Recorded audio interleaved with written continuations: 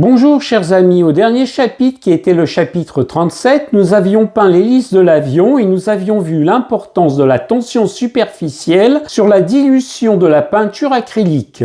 Et nous avons conclu que pour les petites pièces, la dilution doit se faire en petite quantité et que nous devions utiliser partiellement le sopalin pour éponger le pinceau avant de peindre. Vous trouverez le lien vers ce chapitre en haut et à droite de la vidéo, en description et sur l'écran de fin. Comme nous le voyons ici, l'hélice est parfaitement peinte.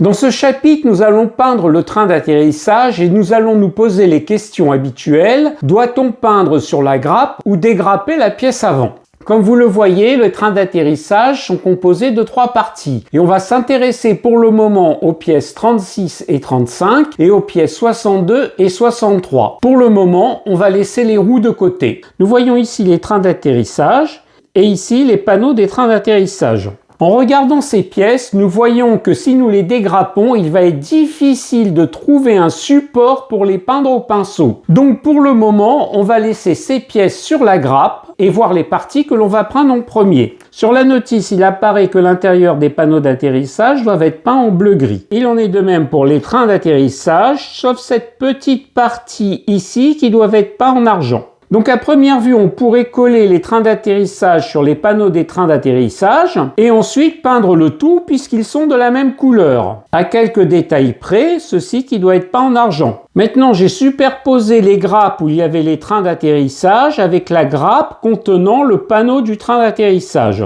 Et nous voyons que si nous collons ces 2 pièces d'abord, il y a quelque chose qui va nous gêner dans la peinture au pinceau. Comme nous voyons ici, cette partie coudée du train d'atterrissage va nous gêner pour peindre la face intérieure de cette partie du panneau du train d'atterrissage. Et de plus, il y aura un problème pour peindre la partie coudée, puisqu'on peut peindre facilement en bleu-gris la partie externe, et pour la partie interne, cela va être difficile au pinceau aussi. Dans ce cas, on pourrait dire que l'on va peindre des éléments séparément et les coller ensuite. Mais dans ce cas, on collerait des pièces peintes. On l'a déjà fait sans problème au chapitre 36 du tutoriel débutant premier niveau, dont vous trouverez le lien en description, et où on avait expliqué que cela était possible. Et dans le cas de notre train d'atterrissage, c'est possible aussi, mais la colle va devoir traverser la couche de peinture et la couche de plastique. Cela généralement se passe sans problème. Effectivement, au chapitre 36, on avait collé ces 2 pièces directement sur de la peinture, qui était entre guillemets notre apprêt localisé, et comme vous voyez, il n'y a aucun problème. Mais dans notre cas, le train d'atterrissage va supporter le poids de l'avion, et il est préférable que l'on colle sans qu'il y ait une couche supplémentaire à traverser, afin que le tout soit collé très solidement. Donc en revenant à notre train d'atterrissage, nous allons peindre d'abord la face externe des 2 panneaux des trains d'atterrissage, puis une partie seulement de la face interne des trains d'atterrissage, ces parties qui sont creusées, mais nous n'allons pas peindre la face médiane de la face interne des panneaux d'atterrissage,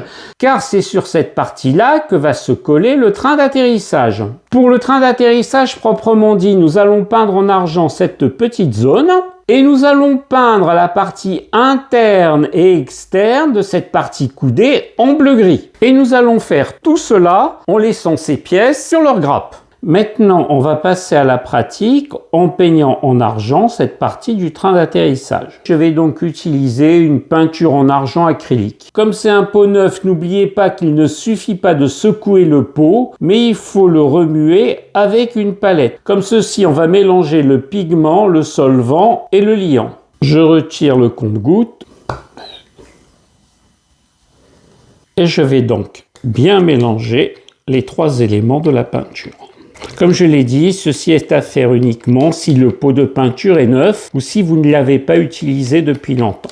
Et comme je le dis souvent, n'oubliez pas de nettoyer immédiatement votre palette.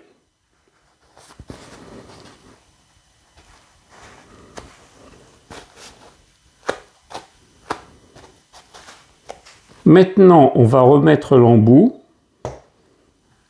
Et on n'a plus qu'à secouer de façon classique pendant 2 minutes. Je vais enlever le papier qui m'a permis d'éviter de tacher le tapis de découpe lors de la manipulation du pot de peinture.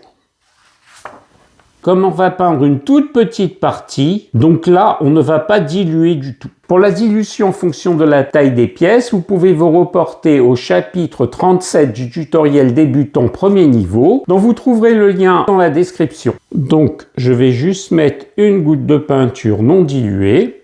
Comme d'habitude, on trempe le pinceau avant, ensuite on le plonge dans la peinture et on éponge une partie du solvant sur un sopalin. Après, on n'a plus qu'à peindre cette partie-là en argent. Il est préférable de faire ceci avec un casque-loup. Voilà, là je vous montre, j'ai utilisé un tout petit pinceau, mais il faut faire ça par la suite au casque-loup. Voilà, ces deux parties du train d'atterrissage sont peintes en argent. Je vais rincer immédiatement le pinceau. Puis je plonge le pinceau dans un pot d'eau claire. Et tant que la peinture est fraîche, on peut enlever les débordements de peinture argent avec de l'eau.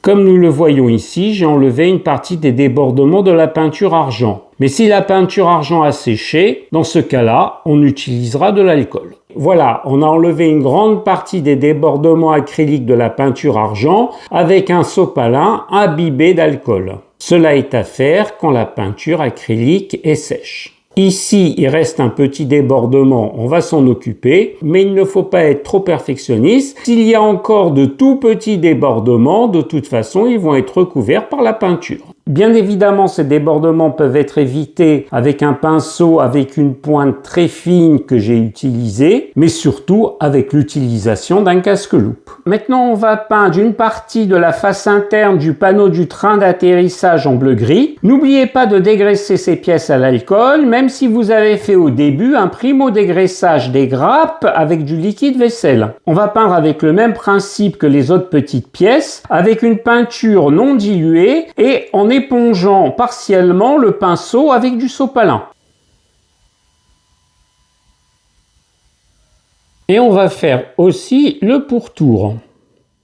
Mais surtout, pas la partie médiane. Si vous pensez qu'il y a trop de peinture dans le creux, n'hésitez pas à éponger votre pinceau et repasser le pinceau par-dessus.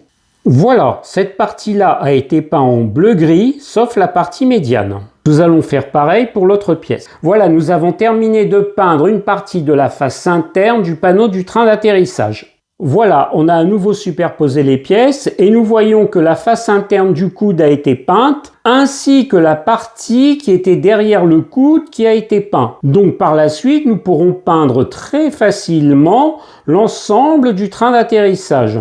Mais parfois, on découvre des choses en superposant les pièces, car nous voyons que la partie qui est en argent ne va pas être collée au panneau du train d'atterrissage. Or, derrière, cette partie n'a pas été peinte. Donc, on va rajouter un petit coup de peinture au milieu de la partie médiane à la partie terminale. Voilà, on va opérer comme ceci. En dessous de cette zone médiane, il n'y aura pas de colle puisqu'il y aura la partie argentée du train d'atterrissage qui n'est pas collée à la face interne du panneau du train d'atterrissage. Et on va faire pareil de l'autre côté. Voilà, donc nous avons fait toutes les parties qui n'étaient pas accessibles à la peinture en bleu-gris et nous voyons que nous avons laissé les parties sans peinture où va être collé le train d'atterrissage. Maintenant, on va peindre la face externe des panneaux des trains d'atterrissage, toujours avec le même principe pour l'application de la peinture.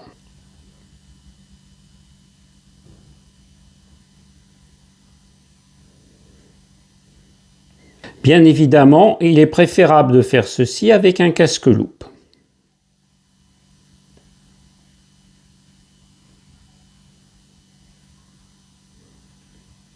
Et je vais faire le deuxième panneau. Voilà, on a fini de peindre la face externe des panneaux des trains d'atterrissage et on vérifie bien qu'à l'intérieur des panneaux des trains d'atterrissage, on n'a pas débordé. On n'a plus qu'à laisser sécher. Après séchage de la face externe des panneaux des trains d'atterrissage, nous voyons que la peinture recouvre la face externe de façon homogène. Nous avons donc peint une partie du train d'atterrissage et une partie des panneaux des trains d'atterrissage. Normalement, maintenant, nous pourrons coller le train d'atterrissage sur le panneau du train d'atterrissage. et choisir quelle partie nous allons séparer de la grappe pour la coller sur l'autre partie. Et ainsi de finir de peindre en bleu-gris, ce qui est facilement accessible au pinceau. Mais voilà, nous ne sommes pas dans une maquette Lego où tout s'emboîte et se colle, comme si les pièces avaient été calibrées avec un pied à coulisse. Et le problème va être le panneau du train d'atterrissage. En effet, il va falloir coller de façon correcte le panneau du train d'atterrissage sur le train d'atterrissage. En effet, comme vous le voyez ici, il y a un petit ergot. Cet ergot va rentrer dans cet orifice prévu à cet effet. Donc on va coller le train d'atterrissage sur le panneau du train d'atterrissage. Il va falloir laisser libre cet ergot. Si je place trop haut cet ergot, c'est sûr qu'il va rentrer facilement dans l'orifice. Mais vous voyez qu'il y aura un décalage en bas du train d'atterrissage. Maintenant, si j'ajuste parfaitement le train d'atterrissage sur le panneau du train d'atterrissage, une partie de l'ergot va rester libre pour pouvoir rentrer dans l'orifice sur l'aile prévu à cet effet. Mais la question est-ce que la partie supérieure du panneau des trains d'atterrissage ne va pas buter sur l'aile? En effet, le train d'atterrissage va pouvoir rentrer dans cet orifice, mais le panneau du train d'atterrissage va être juste à côté. Et si on colle de façon juste, le panneau du train d'atterrissage va buter sur l'aile. Et en essayant de faire rentrer le train d'atterrissage, on risque de faire décoller le panneau du train d'atterrissage. Donc la solution va être que l'on va décoller des grappes et on va faire rentrer sans le coller le train d'atterrissage dans les orifices prévus à cet effet. Et ensuite coller les panneaux des trains d'atterrissage. Et sortir le tout de l'aile qui n'était pas collé et peindre tranquillement en bleu-gris tout le reste du train d'atterrissage. Comme cela, on sera sûr que le panneau du train d'atterrissage ne va pas buter sur l'aile. Mais avant de faire cela, on va peindre les roues du train d'atterrissage. C'est donc les pièces 55. On va les peindre directement sur la grappe et ensuite on verra si elles s'insèrent facilement sur le train d'atterrissage dans l'ergot prévu à cet effet. Effectivement, si elles ne s'insèrent pas facilement, on aura tendance à pousser et casser l'ensemble du train d'atterrissage, ce qui sera très difficile à réparer. Donc c'est pour ça pour le moment qu'on ne va pas coller les trains d'atterrissage sur le panneau du train d'atterrissage et une fois que l'on aura peint les pneus sur la grappe, on verra s'ils s'insèrent facilement dans l'ergot prévu à cet effet. On aurait pu décoller les roues avant de les peindre et essayer de voir si elles rentraient dans le train d'atterrissage. Mais comme vous voyez, l'orifice des roues est très superficiel et pour les maintenir avec un quelconque objet, cela va être délicat. Donc je préfère les peindre directement sur la grappe, les dégrapper ensuite, quitte à peindre la partie qui ne sera pas peinte ensuite. Sur la notice, il est inscrit que l'on doit peindre le centre des roues en noir et les pneus de couleur pneu. Et la question est, qu'est-ce que la couleur pneu? J'ai recherché une photo d'archive de cet avion et nous voyons bien effectivement que le centre de la roue est noir, mais que le pneu est beaucoup plus clair. Et on peut en conclure logiquement, même si la photo est en noir et blanc, que la couleur pneu est de couleur grise. Maintenant, on va peindre les roues avec le même principe pour les petites pièces. On mettra ici de la peinture non diluée. Tremper le pinceau dans l'eau avant de le mettre dans la peinture suffira amplement. Et on n'oubliera pas d'éponger le pinceau avant de peindre sur un sopalin. On va commencer par peindre le centre de la roue en noir en évitant que cela déborde sur les pneus et en évitant de faire rentrer de la peinture dans l'orifice. Si la peinture noire déborde sur le pneu, que vous laissiez sécher et que vous peignez par-dessus, il risque d'avoir des variations tonales. Donc, il ne faudra pas hésiter à l'enlever avec un petit chiffon tant qu'elle est humide.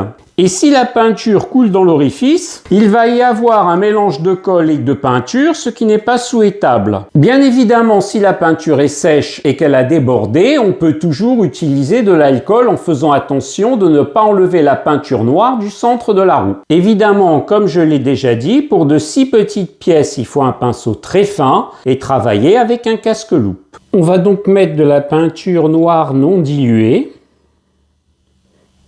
Tremper notre pinceau et l'appliquer dans la peinture noire non diluée.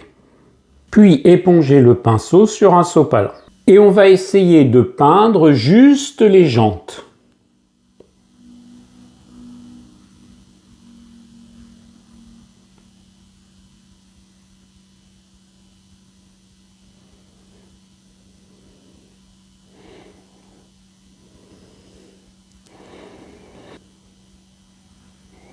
Là, ça a débordé un peu sur le pneu, donc on va tout de suite effacer.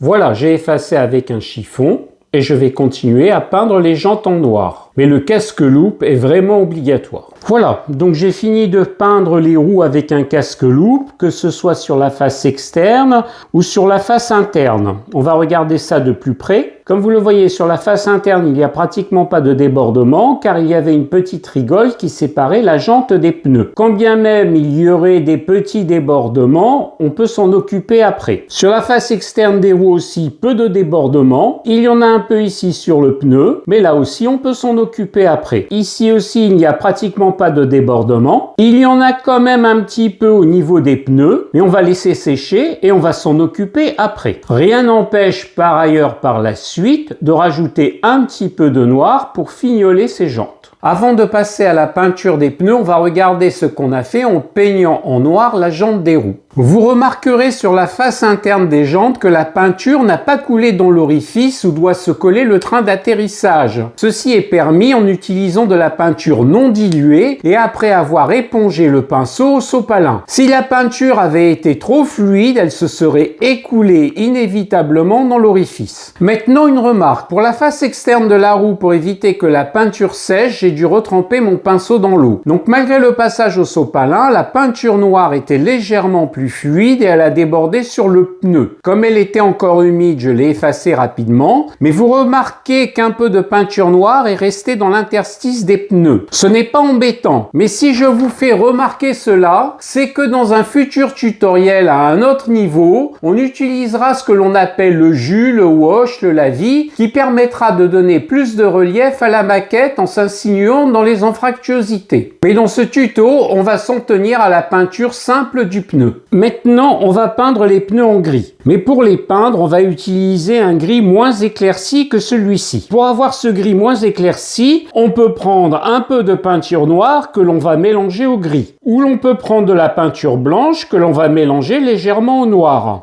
Mais le problème, c'est qu'après la peinture, on va dégrapper le pneu et peindre la partie qui était accrochée à la grappe. Mais faire un mélange de peinture acrylique sur une palette va faire qu'elle va sécher très vite. Et on doit faire à nouveau un mélange. Sans la garantie, effectivement, qu'il soit de la même tonalité que le mélange qu'on a pris pour peindre le reste du pneu. Dans ce cas, si vous faites un mélange, vaut mieux le conserver sur une palette humide. Mais on abordera cela dans un autre chapitre. Et dans ce cas, ce que l'on va faire, c'est utiliser tout simplement un pot de peinture de gris obscur. Et c'est avec ce pot de peinture qu'on va peindre les pneus. Maintenant, on va peindre les pneus avec les mêmes principes que les précédents. Avant de les peindre, je fais une petite parenthèse sur les pinceaux que j'utilise. On est au tutoriel débutant premier niveau. Ce n'est pas un pinceau en poil naturel d'une marque prestigieuse telle que Artis Opus, Raphaël ou Da Vinci Maestro. C'est un simple pinceau en poil synthétique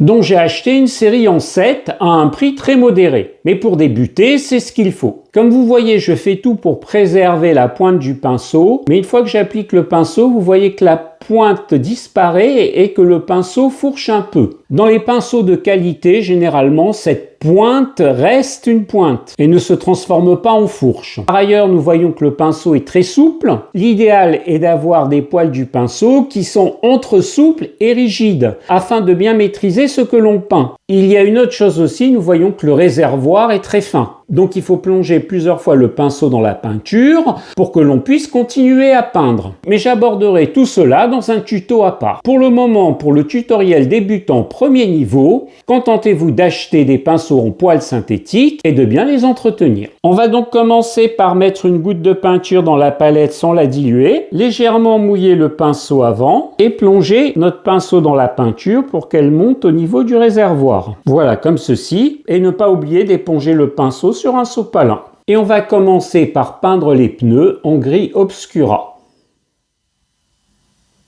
Et là, je vais continuer avec un casque-loupe.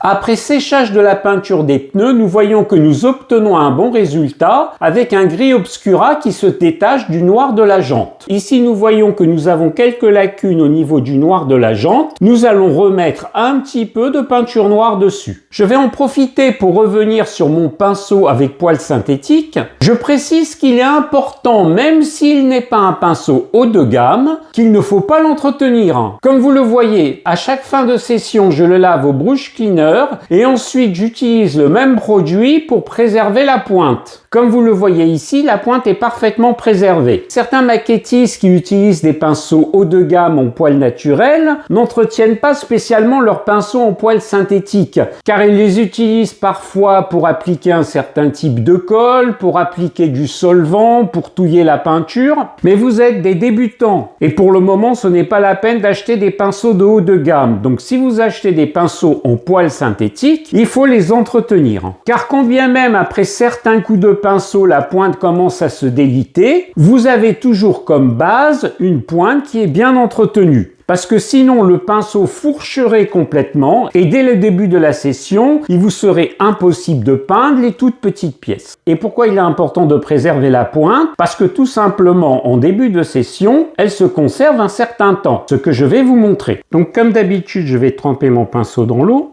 Plonger la pointe dans la peinture noire pour que la peinture monte au niveau des réservoirs. Et quand je vais l'essorer sur le sopalin, je l'essore et en même temps je tourne le pinceau. Et comme vous le voyez, la pointe est parfaitement préservée pour peindre de façon précautionneuse les petites pièces. Et là, je vais pouvoir combler le manque de peinture noire au niveau des jantes. Mais je vais continuer cela au casque-loupe. Après avoir laissé sécher les jantes de la roue, maintenant nous allons dégrapper toutes les pièces du train d'atterrissage pour les raisons que j'ai expliquées tout à l'heure. Bien évidemment, après le dégrappage, il va falloir passer ensuite à l'ébavurage et au ponçage. Comme je l'ai dit dans une vidéo précédente, pour dégrapper, cela doit se faire à distance de la pièce à dégrapper avec une pince classique. Ce qui, pour les débutants en général, est très bien. Mais personnellement, comme je n'aime pas trop manipuler les pièces peintes, je préfère prendre une pince à dégrapper Tamiya où je peux dégrapper très près de la pièce, ce qui fera que je mettrai moins de temps à ébavurer et à poncer la pièce peinte et ainsi moins la manipuler. Donc, dans ce cas, je vais utiliser la pince Tamiya. N'oubliez pas que vous devez dégrapper au niveau de la partie convexe de la pince. Et là, comme c'est une pince Tamiya, je peux dégrapper très près de la pièce. Voilà. Et voilà. Et je vais faire pareil pour toutes les pièces du train d'atterrissage.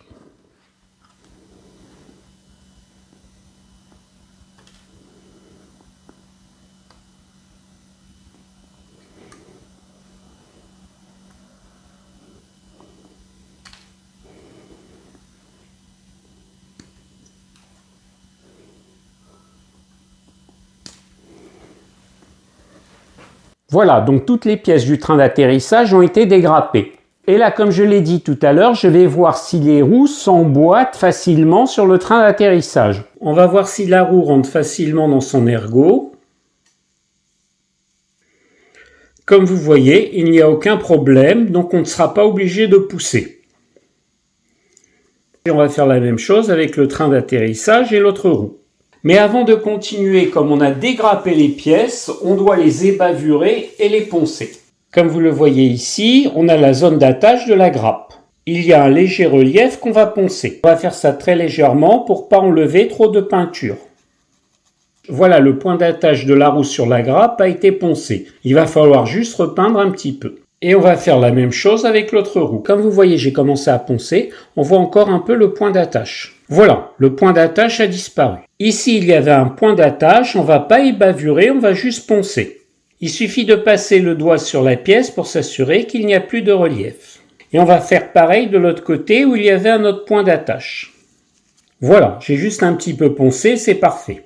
Et je vais faire pareil pour l'autre pièce. En ce qui concerne le point d'atterrissage, nous voyons que la zone d'attache à la grappe est plus importante. Donc il va falloir d'abord ébavurer puis poncer. Comme d'habitude, vous protégez le doigt avec un tissu armé.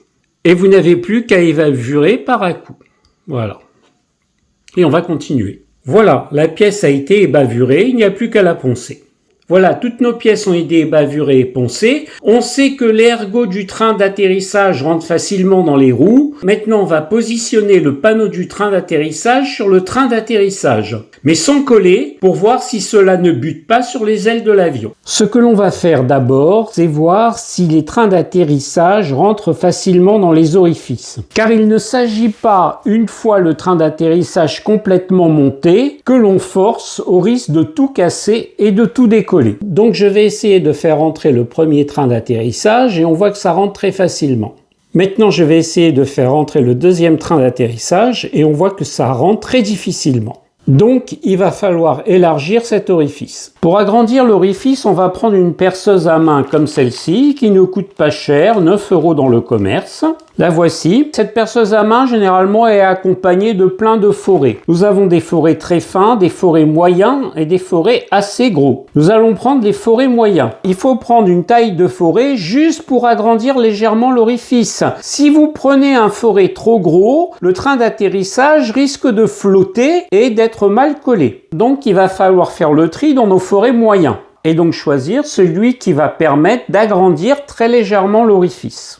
Comme vous le voyez, j'ai gardé au centre les plus fins. Et on va commencer par le plus fin, cela se voit à peu près à l'œil nu. Comme nous le voyons, le plus fin rentre tout juste. Et il peut donc servir à agrandir légèrement l'orifice. Et on va le mettre sur la perceuse à main. Et donc on va agrandir légèrement l'orifice en tournant la perceuse à main. Voilà. Et maintenant, le train d'atterrissage devrait rentrer plus facilement. On va nettoyer évidemment avec un pinceau.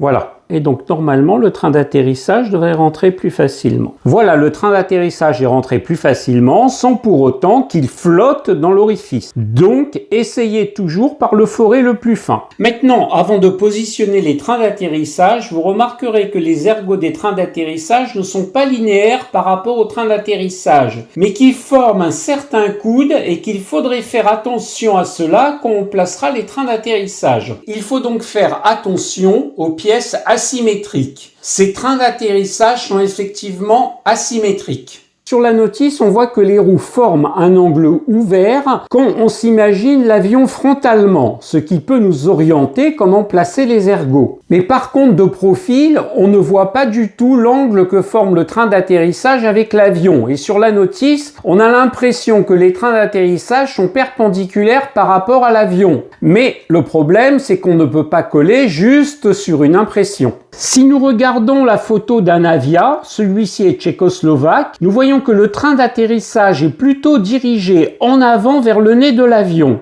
Il faut donc prendre en compte cette observation quand on va placer les ergots, car en n'y prenant pas garde, nous pouvons faire des erreurs. Comme vous le voyez ici, j'ai placé un train d'atterrissage. L'angle est bien ouvert frontalement, comme sur la notice. Mais vous voyez que de profil, au contraire de la photo, il n'est pas déporté vers l'avant, mais pratiquement vertical. Donc on a placé ce train d'atterrissage au mauvais endroit. J'ai donc placé l'autre train d'atterrissage et nous voyons qu'il est bien déporté vers l'avant, comme sur la photo. Et ceci est permis par l'angle que fait l'ergot du train d'atterrissage avec le train d'atterrissage.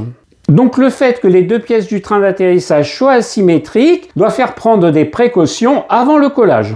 Donc si la notice est peu explicite, n'hésitez pas à vous documenter en regardant des photos de l'avion. Maintenant, si nous regardons un panneau du train d'atterrissage, nous voyons qu'il y a une plus petite surface à gauche qu'à droite. Et vice versa sur l'autre panneau. Ces deux pièces sont aussi asymétriques. Mais voilà, la notice est peu explicite sur la position des panneaux des trains d'atterrissage. Est-ce que la grande surface doit être à l'arrière ou à l'avant? Et là aussi, il ne faut pas hésiter à se documenter en regardant des photos. Nous voyons bien ici que la grande surface est placée à l'avant de l'avion. En conclusion, prenez votre temps quand la notice n'est pas trop explicite et que des pièces qui semblent semblables sont en fait asymétriques. Cela vous évitera de décoller et de recoller avec les désagréments et les risques que cela engendre. Maintenant, nous allons voir comment s'adapte le panneau du train d'atterrissage. On n'oublie pas, comme je l'ai dit tout à l'heure, de mettre la surface la plus grande en avant. On va placer comme ceci le panneau du train d'atterrissage, mais une fois que l'on a collé, il ne faudra pas que cela bute sur l'aile. Et pour pas que cela bute sur l'aile, il est préférable de coller le panneau du train d'atterrissage avant de coller complètement le train d'atterrissage. Et comme on voit, l'extrémité du train d'atterrissage ne correspond pas forcément à l'extrémité du panneau du train d'atterrissage. Donc il va falloir tenir compte de cela quand on va coller le panneau du train d'atterrissage. Sinon, une fois que l'on aura collé le tout et qu'on placera le train d'atterrissage, le panneau du train d'atterrissage risque de buter sur l'aile et de se décoller. Comme vous le constatez, j'ai laissé un espace entre le panneau du train d'atterrissage et l'aile. Comme cela collera définitivement le train d'atterrissage sur l'aile, le panneau du train d'atterrissage ne va pas buter sur l'aile. Je n'ai pas utilisé de la colle extra fluide qui est très pratique quand les pièces s'emboîtent parfaitement, ce qui n'est pas le cas ici. J'ai donc utilisé de la colle épaisse. Il faut bien repérer où on doit mettre la colle. C'est principalement au niveau des 3 renflements du train d'atterrissage, qui sera la zone de contact avec le panneau du train d'atterrissage. Et si je prends l'autre panneau du train d'atterrissage, il faudra mettre de la colle aussi sur les protrusions du panneau du train d'atterrissage. Ici, il y en a 2. Vous remarquerez ici que j'ai poncé encore un petit peu car on voyait encore un morceau de la grappe à l'extrémité inférieure du panneau du train d'atterrissage. Donc de ce côté-là, le panneau du train d'atterrissage ne bute pas sur l'aile.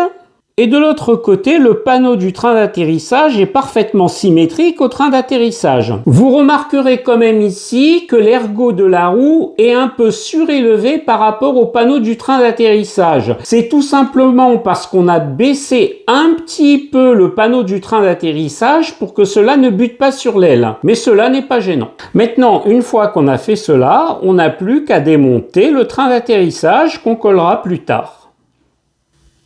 Donc cette technique va éviter le problème de raccord entre l'intégralité du train d'atterrissage et l'aile. Pour coller le deuxième panneau du train d'atterrissage, on peut faire comme tout à l'heure, positionner le train d'atterrissage sans le coller. Mais malheureusement, dans notre cas, cela ne fonctionne pas.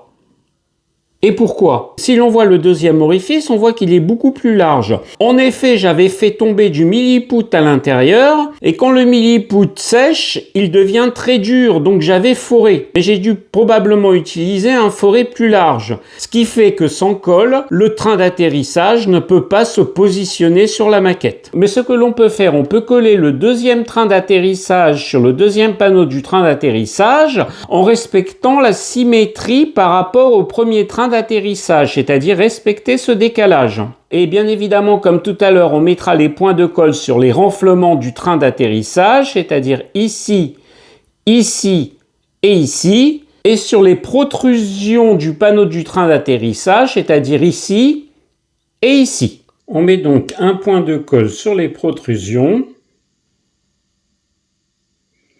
Si ça déborde un peu, c'est pas grave. Et on met un point de colle sur les 3 renflements. Ensuite, on n'a plus qu'à appliquer le train d'atterrissage sur le panneau du train d'atterrissage. Si on a un doute, on n'attend pas que la colle sèche complètement, on place notre train d'atterrissage et on vérifie s'il ne bute pas. Voilà, comme cela, c'est très bien. Nos 2 trains d'atterrissage sont collés correctement sur les panneaux des trains d'atterrissage. Vous remarquerez qu'ici, de la colle a débordé sur le panneau du train d'atterrissage. Dans ce cas-là, attendez que ça sèche et repeignez par-dessus. Mais de toute façon, quand on va poser la roue, cela ne se verra pas. Maintenant, ce que l'on va faire, c'est continuer à peindre en bleu-gris l'extrémité supérieure du panneau du train d'atterrissage, ainsi que le train d'atterrissage. Sauf l'ergot, bien sûr. Pour tenir le train d'atterrissage pour le peindre, je vous conseille de prendre une pince crocodile et vous pincez la mâchoire au niveau de l'ergot. Et cela tient très bien. Pour peindre, on prend les mêmes techniques que précédemment. On peint la face interne du panneau du train d'atterrissage et le train d'atterrissage, puisqu'ils sont de la même couleur. Je reviens sur la partie où de la colle était tombée dessus. Il suffit tout simplement de repeindre par-dessus. Et cet aspect brillant qu'a donné la colle à l'intérieur du panneau du train d'atterrissage va disparaître. Il est difficile de peindre ceci sans casque-loupe, je vais donc poursuivre avec un casque-loupe. Voilà, j'ai fini de peindre le train d'atterrissage et le panneau du train d'atterrissage en bleu-gris. Et de l'autre côté, la peinture n'a pas débordé. Pour l'autre train d'atterrissage, c'est pareil, mais comme vous le remarquez, un petit peu de bleu-gris a débordé. Si cela arrive et si la peinture est humide, n'hésitez pas à l'enlever avec de l'eau. Par contre, une fois qu'elle a séché, la seule chose qu'il y a à faire, c'est de repeindre par-dessus, tout simplement. Il y a eu aussi ici un léger débordement. Mais toutes ces choses-là sont parfois inévitables, donc tant que c'est mouillé, vous l'enlevez, et une fois que c'est sec, vous repeignez par-dessus. Comme l'ergot du train d'atterrissage s'emboîte parfaitement aux roues, on va mettre sur l'ergot de la colle extra fluide.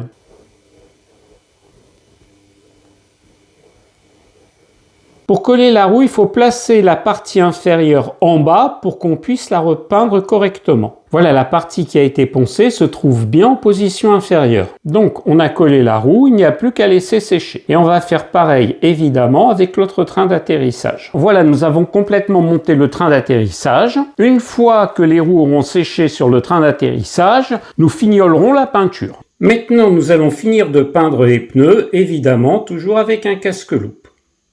Voilà, le pneu est parfaitement peint, il n'y a plus qu'à laisser sécher et s'occuper de l'autre pneu. Comme la peinture est sèche, on va légèrement repeindre par-dessus. Voilà. On voit qu'ici, cela a débordé un peu aussi. Voilà, les deux trains d'atterrissage sont parfaitement terminés. Ce qu'il faut retenir, c'est qu'il faut bien anticiper le montage du train d'atterrissage, se demander si l'on doit peindre les pièces sur les grappes ou les dégrapper avant. Se demander aussi si l'on doit peindre chaque pièce séparément ou coller certaines pièces et peindre après. On doit aussi vérifier au montage sans collage si certaines pièces s'adaptent sans problème. Et on doit aussi vérifier sans collage si les roues rentreront dans leur ergot facilement. Tout cela évitera les éventuels problèmes lors du montage et peinture du train d'atterrissage. Si vous avez aimé cette vidéo, n'hésitez pas à vous abonner en cliquant sur le cercle Reste Modèle ou sur le bouton s'abonner. N'hésitez pas à partager la vidéo et à la commenter, et un pouce bleu me ferait plaisir. Je vous souhaite un bon maquettisme.